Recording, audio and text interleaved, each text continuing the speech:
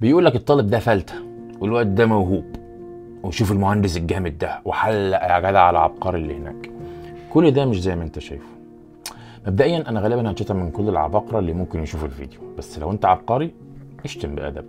المهم انا جاي اقول لك النهارده ان العبقرية والموهبة وخلافه اكلاشيهات بقت بتتقال كتير قوي، اوفر يوزد يعني.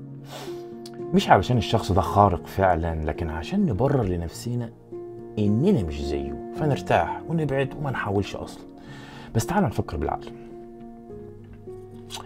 ناس كتير من اللي بيتقال عليهم عباقرة تعبوا جدا، وقعوا، اتعلموا، رجعوا، كملوا، بس احنا بنقول عليهم موهوبين بالفطرة، كأن النجاح مش نتيجة، ده كان قدر، وده خطر. الكلمة اللي كان المفروض تبقى حافز بقت حاجز. انا مش بنفي هنا وجود الاستعداد الفطري للبني ادمين، بس الاستعداد من غير شغل ولا حاجة.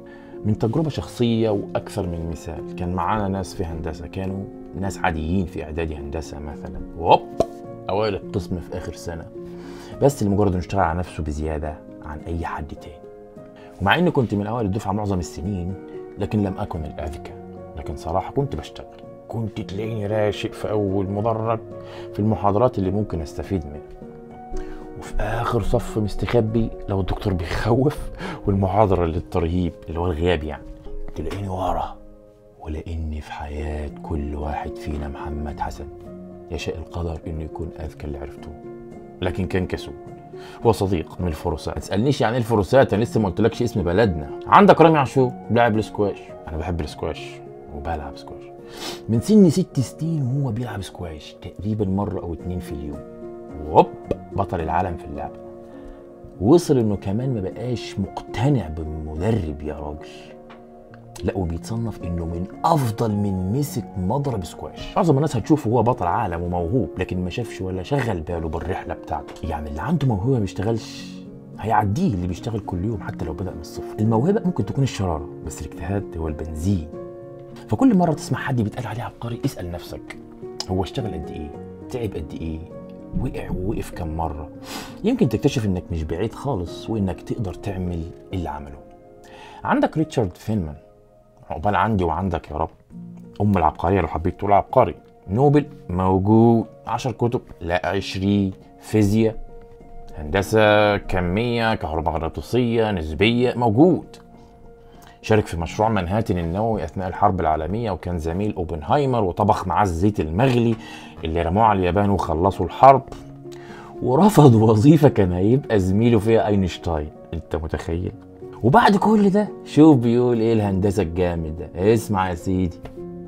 You asked me if an ordinary person, by studying hard, would get to be able to imagine these things like I imagine them. Of course, I was an ordinary person who studied hard. There's no miracle people. It just happens they got interested in this thing and they learned all this stuff. They're just people. There's no talent, a special miracle ability to understand quantum mechanics or a miracle ability to imagine electromagnetic fields that comes without practice and reading and learning and study. So if you say you take an ordinary person who's willing to devote a great deal of time and study and work and thinking and mathematics and time, then he's become a scientist. حرفيا بيقول ايه؟ بتسألني لو شخص عادي ممكن يتعلم ويتخيل الحاجات دي زيي؟ طبعا انا شخص عادي وذاكرت بجد. مفيش ناس معجزة، الناس دول مجرد ناس اهتموا بالحاجة دي وتعلموها. تخيل ده رده. فبالمثابرة والعمل والجد تجد حبيت دي تكون أول رسالة عشان نبدأ على بلاطة. وكما قال البارودي: فاعكف على العلم تبلغ شأو منزلة، في الفضل محفوفة بالعز والكرم، فليس يجني ثمار الفوز يانعة من جنة العلم إلا صادق الهمم. لو لم يكن في المساعي ما يبين به سبق الرجال تساوى الناس في القيم، وللفتى مهلة في الدهر إن ذهبت أوقاتها عبثا لم يخل من ندم.